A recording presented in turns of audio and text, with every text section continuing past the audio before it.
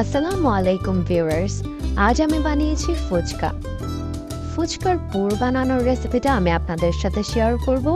ভেতরের পুরটা বানানোর জন্য আমি এখানে নিয়ে নিয়েছি 1.5 কাপ ডাবরি ডাল। এই ডালটাকে আমি সারা রাত ভিজিয়ে রেখেছি। আপনারা চাইলে 5 থেকে 6 ঘন্টা ভিজিয়ে নিতে পারেন।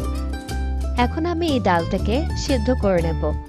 সিদ্ধ করার জন্য আমি এখানে নিয়ে নিয়েছি 1/2 চা চামচ হলুদের গুঁড়ো, 1 চা চামচ মরিচের গুঁড়ো, 1 চা চামচ লবণ।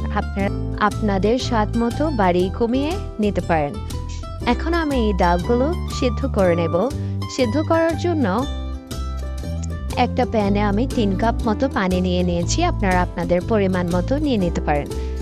এখন আমি এখানে ডাবের ডালটা মিক্স করে দেব। এখন এটা আমি সিদ্ধ করে নেব। ডালটা সিদ্ধ হয়ে গেলে আমি এখানে পেঁয়াজ কুচি, আলু, মরিচ এবং ধনেপাতা, বিভিন্ন মশলা ইনগ্রেডিয়েন্টস দিয়ে এটাকে মিক্স করে দেব। আমি এখন এখানে 2 চামচ সিদ্ধ করা ডাল নিয়ে নিয়েছি।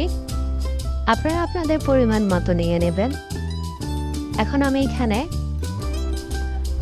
2টো সিদ্ধ করা আলু নিয়ে নিয়েছি।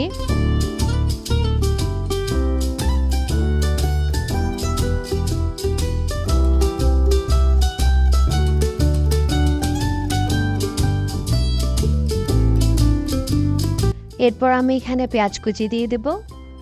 তারপর আমি এখানে অ্যাড করে দেব ধন্যবাদ ও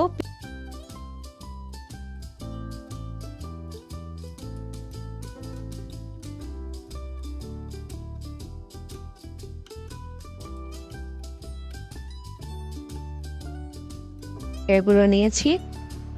গরম মশলা ও লবণ নিয়ে নিয়েছি পরিমাণ মতো। আপনারা আপনাদের ইচ্ছে মতো বাড়িয়ে কমিয়ে নিতে পারেন।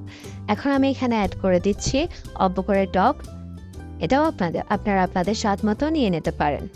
এখন আমি এইসব উপকরণ একসাথে মিক্স করে নেব। মিক্স করা হয়ে গেলে তৈরি হয়ে যাচ্ছে আমাদের ফুচকার পুর। আপনারা আপনাদের ইচ্ছে মতো বিভিন্নভাবে এটা পরিবেশন করতে পারেন। আপনারা চাইলে এটা ভেলপুরির সাথেও পরিবেশন করতে পারেন।